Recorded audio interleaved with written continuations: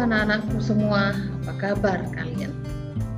Selamat bertemu kembali dengan Miss Tiurma dalam pembelajaran Bahasa Indonesia. Topik kita kali ini adalah tentang unsur ekstrinsik sastra. Nah, pada pertemuan yang sebelumnya kita sudah membahas tentang unsur intrinsik sastra, unsur yang mempengaruhi sebuah karya sastra dari dalam karya sastra itu. Nah, sekarang kita akan membahas unsur ekstrinsik. X itu berarti luar, berarti unsur yang mempengaruhi sebuah karya sastra dari luar karya sastra itu. Nah, apa yang dimasukkan ke dalam unsur ekstrinsik? Yang pertama, biografi pengarang, riwayat hidup pengarangnya. Riwayat hidup pengarang tentunya itu ada di luar karya sastra ya. Jadi kalau kita lihat novel atau buku-buku sastra, itu riwayat hidup pengarangnya atau biografi pengarangnya tidak ada di dalam cerita ya. Jelas ya, kita lihat ya, biasanya dia ada di sampul belakang ceritanya atau di sampul kedua belakang cerita tersebut. Jadi tentang riwayat hidup pengarang. Nah, biografinya ya. Oke, kemudian yang kedua, psikologi. Psikologi ini juga akan mempengaruhi sebuah karya sastra tetapi dari luar, gitu ya, tidak dimasukkan di dalam karya sastra. Jadi psikologi ini dapat dibagi tiga. Psikologi pengarangnya sendiri mencakup proses kreatifnya. Jadi di dalam proses menulis sebuah karya sastra tentunya seorang pengarang itu melalui beberapa tahap prosesnya. Jadi bagaimana kondisi psikologi atau kejiwaan pengarang ketika dia menuliskan karya sastra itu akan mempengaruhi hasil karyanya. Ketika misalnya seseorang pengarang itu dia sedang kondisi psikologisnya sedang marah misalnya ya, atau sedang dalam kondisi tertekan, itu sedikit tidaknya akan mempengaruhi alur cerita atau jalan cerita di dalam sebuah karya yang dia karang. Atau sebaliknya, ketika psikologi pengarangnya itu sedang dalam kondisi tenang atau gembira, nah dia akan bisa mengarang sebuah cerita yang menggambarkan sebuah ketenangan ataupun kondisi-kondisi yang gembira gitu. Nah, kemudian yang kedua, psikologi pembaca. Kita ketika sedang membaca sebuah karya sastra, bagaimana kondisi psikologi kita saat membaca cerita itu akan dipengaruhi atau akan mempengaruhi juga sebuah karya sastra yang kita baca. Ketika kita membaca sebuah novel misalnya yang alur ceritanya itu sedih, sementara kita psikologinya waktu itu juga sedang dalam satu situasi yang tidak stabil, sedang sedih, kita akan bisa sampai larut di dalam cerita itu dalam kondisi sedih dan bisa sampai menangis membaca karya sastra itu, gitu ya. Nah, kemudian yang ketiga, psikologi dalam karya. Nah, itu juga seperti yang saya bilang tadi, psikologi apa yang sedang digambarkan dalam karya yang sedang kita baca. Sebuah puisi misalnya, atau sebuah novel, atau sebuah karya sastra, atau sebuah cerita rakyat juga bisa, gitu ya. Nah, psikologi dalam karya itu apa, gitu ya? Apakah sebuah karya itu sedang menggambarkan sesuatu hal yang menggembirakan, sesuatu hal yang lucu?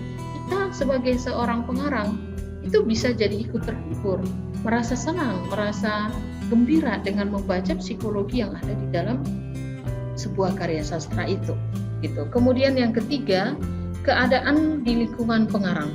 Lingkungan pengarang saat sebuah karya sastra dikarang itu akan mempengaruhi karya yang dia hasilkan. Apakah itu lingkungan ekonomi, politik, sosial ataupun budaya, gitu ya. Jadi latar belakang pengarangnya berada di lingkungan yang seperti apa, gitu ya, itu akan mempengaruhi karya yang dia hasilkan. Dan juga karya itu yang dihasilkan oleh seorang pengarang bisa jadi menggambarkan situasi-situasi yang ada di sini ya, situasi ekonomi, politik, sosial atau budaya dan lain sebagainya, gitu ya. Nah, kemudian yang keempat, pandangan hidup masyarakat atau bangsa pada saat cerita itu dipublikasikan. Oke ya. Jadi kalau kita lihat pergerakan sebuah karya sastra dalam periodisasi sastra Indonesia, mulai dari Balai Pustaka, Jangga Baru sampai misalnya sekarang ini, itu mengalami perubahan tema, perubahan situasi lingkungan saat itu. Kenapa? Karena itu dipengaruhi oleh pandangan hidup masyarakat atau yang terjadi di tengah situasi masyarakat saat itu. Jadi kalau misalnya kalian membaca novel karya sastra, karya balai pustaka misalnya. Kenapa ya novel-novel karya balai pustaka itu umumnya temanya itu pasti tentang kawin paksa? Karena memang yang terjadi saat itu di tengah masyarakat adalah tentang kawin paksa. Pandangan masyarakat saat itu adalah tentang kawin paksa itu. Berikutnya kalau misalnya kita kilas balik tentang pujangga baru. Pujangga baru juga yang terjadi saat itu apa? Saat itu tentang perjuangan emansipasi wanita. Ya, maka yang memang yang terjadi di dalam novel-novel sastra atau karya-karya sastra saat itu adalah tentang emansipasi. Ya, kalau kita lihat misalnya Layar Terkembang gitu ya, novelnya Sultan Takdir Aziz-Syabana, itu karya pujangga baru. Perjuangannya tentang emansipasi wanita yang terjadi saat itu ya seperti itu. Nah, kalau yang terjadi masa kini apa? Yang terjadi saat ini apa? Pergolakan politik, ekonomi, dan lain sebagainya gitu ya. Tentang pergaulan, media sosial, dan lain sebagainya. Maka karya sastra yang sekarang ini bisa kita lihat di kehidupan kita adalah tentang karya-karya yang berbau dengan kehidupan kita sekarang. Kemudian yang kelima, nilai-nilai hidup yang ingin disampaikan oleh si pengarang. Nilai apa yang ingin disampaikan oleh si pengarang melalui karya sastra tersebut?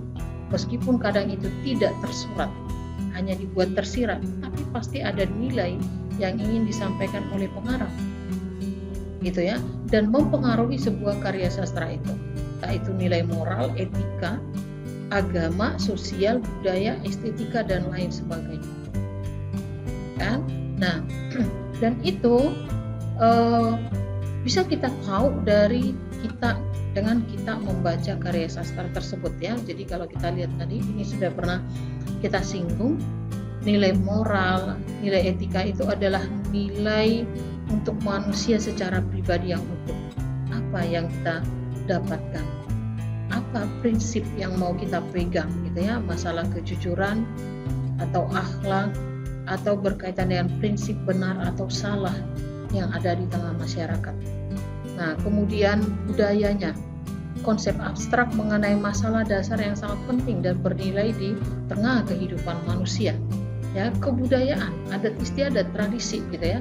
Tradisi misalnya adat istiadat tentang budaya pernikahan atau kematian atau misalnya perayaan adat-adat tertentu, budaya-budaya tertentu yang diselipkan masuk di dalam karya sastra itu.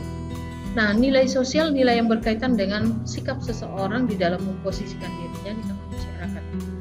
Kebiasaan hidup bertoleransi dalam beragama, gotong royong, sikap saling menolong di antara masyarakat. Nah, itu nilai sosial. Jadi bagaimana hubungan kita dengan orang lain atau dengan masyarakat yang lain, itu nilai sosial.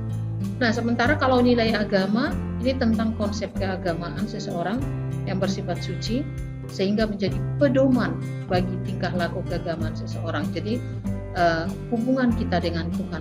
Tapi hubungan kita dengan Tuhan itu bisa terlihat di dalam bagaimana kita bertingkah laku di dalam kehidupan kita sehari-hari. Bagaimana kita menjalankan kewajiban beragama kita. Bagaimana kita bertingkah laku sebagai gambaran bahwa kita adalah umat yang beragama. Gitu ya. Nah, itu maksudnya nilai-nilai agama. Oke, jadi unsur ekstrinsik itu tidak banyak ya, tetapi pasti mempengaruhi sebuah karya yang dihasilkan oleh pengarang. Biografi, psikologi, lingkungan, ya dari mana pengarang itu berada, kemudian nilai-nilai kehidupan yang mempengaruhi seorang pengarang. Oke, sekian pertemuan kita kali ini. Selamat belajar, terima kasih, bye.